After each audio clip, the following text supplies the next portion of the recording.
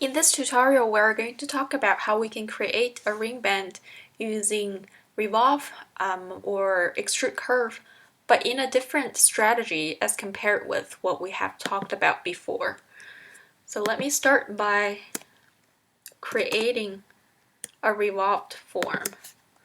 This is what we have talked about in the previous tutorials. So let's say this is the form that we're going to revolve around this axis. Okay, so instead of creating a ring band and kind of doing an addition or subtraction or a combination of both processes to the ring band, what we can actually do is to create an extruded form and then using Boolean difference to subtract from this revolved form. So let me start with, this is the US side 6 circumference, 51.87 millimeter, and I'm going to actually extrude this into a cylindrical form. I'm actually turning on this both sides option, and I'm gonna single click because I don't need it to be at a specific length. I just need it to be extruding or going through all the way of my revolved form. And I'm actually going to move to exit my perspective view because I can use the top view. Oh, this is the circle. I'm going to delete that. I want to move my form so that it's fully enclosed within my revolved form. So now we can go back into perspective. So if we were to Boolean difference now, we will want to subtract from this revolved shape. Hit return when you are done. And we want to subtract with this cylindrical extruded shape that we just made, and hit return when you are done. And this way, we created a pathway for our fingers to go through, which is precisely US set 6 that we designed it to be. And this is a different kind of thinking process in comparison to what we talked about in previous tutorials. And let me undo the revolve. Delete that. What we can actually do, what we can also do with extruding and in combination with this Boolean difference command is we can use the same strategy.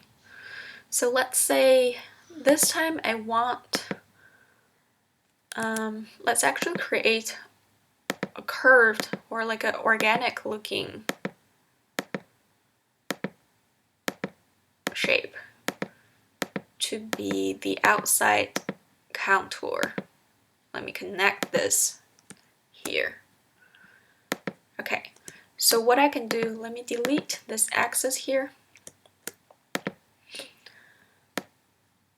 and move this so that they are easier to understand. So I can extrude this curve into however long you need it to be. Let me uncheck both sides. And then you can work with this solid shape. You can, let's say, use Boolean difference or combined with Boolean union. Let me create a sphere.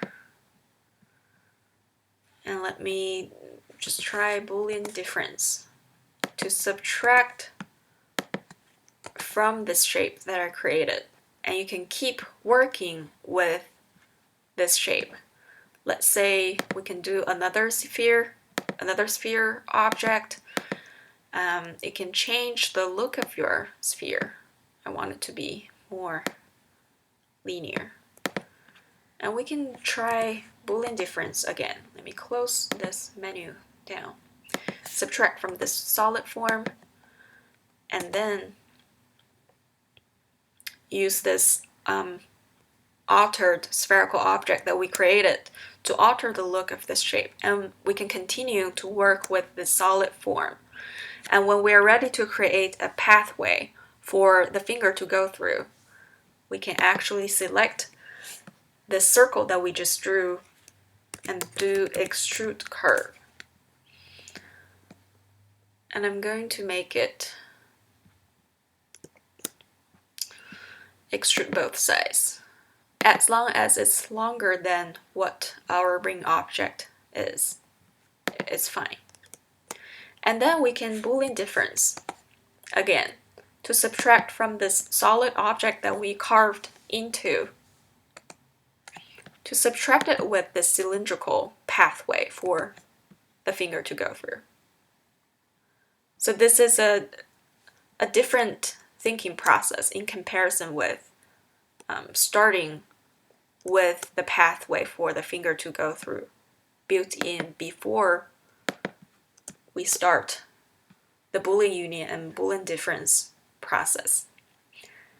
And I just turned the rendered viewport on so that we can see what this object looks like.